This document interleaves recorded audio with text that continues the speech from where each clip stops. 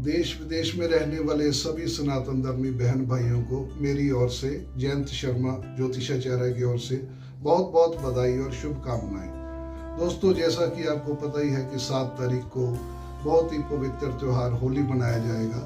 वैसे तो होली की शुरुआत 27 तारीख से ही हो चुकी है, जिसे होलाष्टक के नाम से जाना जाता है। ये 8 दिन वो होते हैं जिसमें, जैसे कि आपको सबको पता है भक्त प्रहलाद की कहानी का, तो इन 8 दिनों में भक्त प्रहलाद को उसके पिता हिरण्यकश्यप द्वारा बहुत ही यातनाएं दी गई थी। इसीलिए होलाष्टक के दिन माने जाते हैं, जिसमें कोई भी शुभ कार्य करना मना किया गया है, वर्जित है। इन दिनों में कोई शादी विवाह, मुंडन, गृह प्रवेश, कोई खरीदारी, सोना चांदी, इस तरह के कामों को मनाही है, क्योंकि ये दिन शोक के दिन होते हैं।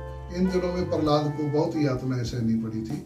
लेकिन आप सभी को पता है कि होलिका दहन के साथ ही होलाष्टक का अंत हो जाता है, क्योंकि जो कथा है उसके मुताबिक अंत में जब प्रहलाद ने अपने पिता हिरण्यकश्यप का कहना नहीं माना और विष्णु भगवान की भक्ति नहीं छोड़ी, तो अंत में उन्होंने उसकी बहन होलिका की गोद में बिठाकर उसको अग्नि के हवाले कर दिया था, जिसमें होलिका तो जल गई, लेकिन भगत प्रहलाद वैसे के वैसे ही बच गए। इसी से साबित होता है कि बुराई चाहे जितनी मर्जी मजबूत हो जाए, लेकिन अंत में सच्चाई की ही जीत होती है।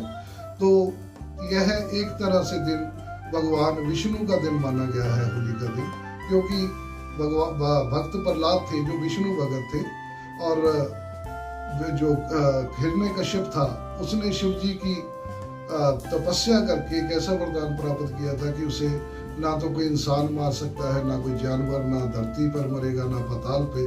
तो भगवान विष्णु ने नरसिंह अवतार लेकर उसे अपनी जांघों के बीच रखकर मारा था, और उस समय भगवान विष्णु ने आधा शरीर जानवर का और आधा शरीर इंसान का धारण किया था, और जांघों पे रखकर मारा था। तो कोई भी शर्त उन पर लागू नहीं होती थी, यानी कि ना तो मारने वाला जानवर था, ना इंसान था, ना धरती में था, ना पाताल पे था। तो इन दिनों में आप अगर भगवान विष्णु की भक्ति करते हैं, यानी भगवान विष्णु का सहस्त्र नाम पाठ का जाप करते हैं, तो आपको बहुत ही इसका फायदा मिलेगा। इसके अलावा ओम नमः भगवते वासुदेवाय का जाप करना चाहिए, नरसिंह भगवान की कथा करनी चाहिए। होली के दिन